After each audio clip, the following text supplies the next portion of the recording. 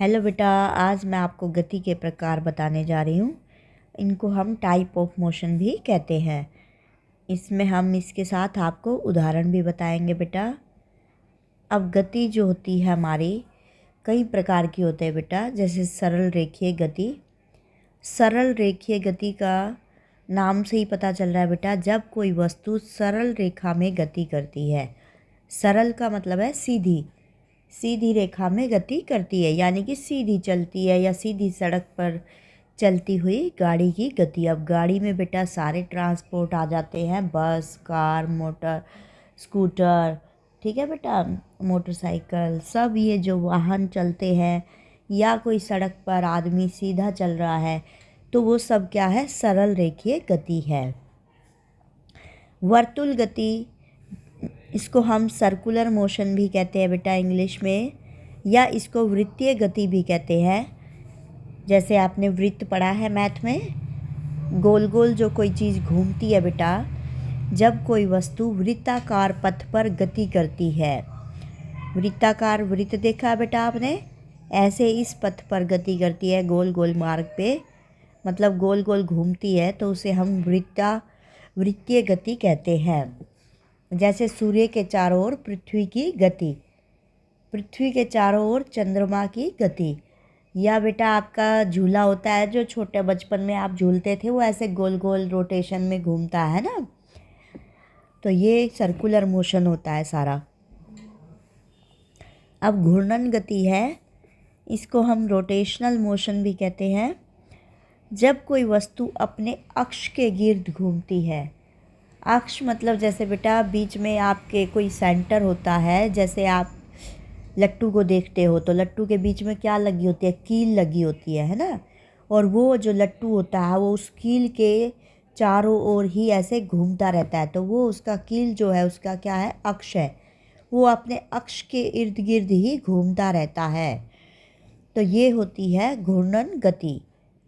जैसे छत के पंखे की गति, अब छत में आप देखते हो बीच में बेटा क्या लगा होता है, पंखे में बीच में गोल गोल चक्कर सा लगा होता है, उसी के इर्द गिर्द उसकी पंखुड़ियाँ घूमती है।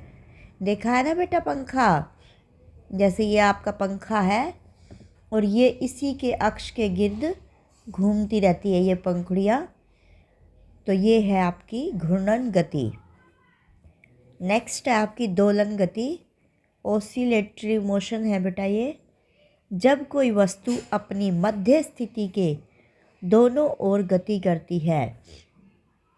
ये है बेटा जैसे घड़ी का पेंडुलम होता है, ये इसकी मध्य स्थिति होगी, इसके दोनों ओर गति करेगा, ये एक बार ऊपर जाएगा फिर नीचे आएगा, ऐसे इधर से जाएगा और फिर नीचे आएगा, तो ये क्या कर रहा है, इस मध्य स्थिति के दोनों ओर गति कर रहा है बेटा, तो ये होती है दोलन गति। जैसे दीवार घड़ी के पेंडुलम की गति, या झूले पर झूलते बच्चे की गति। अब झूला तो झूलते होगे बेटा, जो झूला ऐसे आगे पीछे जाता है, एक बार ऐसे आगे, यहाँ आगे जाएगा, एक बार पीछे जाएगा, ये झूला यहाँ तुमने लगा रखा है, ये आगे ये पीछे जाएगा बेटा। झूले पे तो झूले होगे ना बेटा, ये आपका झूला है और इस पे यहाँ पर आप बैठे हो और ये एक बार आगे जाएगा, ये पीछे जाएगा, ये है आपकी दोलन गति। अब होती है आवर्ती गति, जिसको हम पीरियोडिक मोशन भी।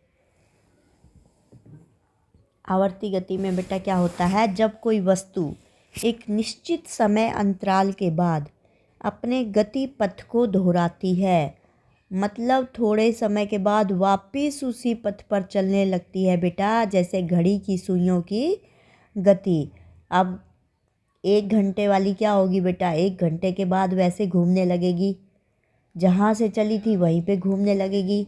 ऐसे मिनट की सुई होती है, ऐसे सेकंड की सुई होती है, तो ये घड़ी की 3 सुइयाँ होती है हमारी, घंटे की, मिनट की, सेकंड की, सब क्या होती है बेटा, जैसे मिनट की सुई 60 मिनट के बाद घूमेगी, है ना, ऐसे सेकंड की सुई 60 सेकंड पूरा करके घूमेगी, तो वो दोबारा से वहीं से जब चलने लगती है तो उसे हम कहते हैं आवर्ती गति या पीरियोडिक मोशन।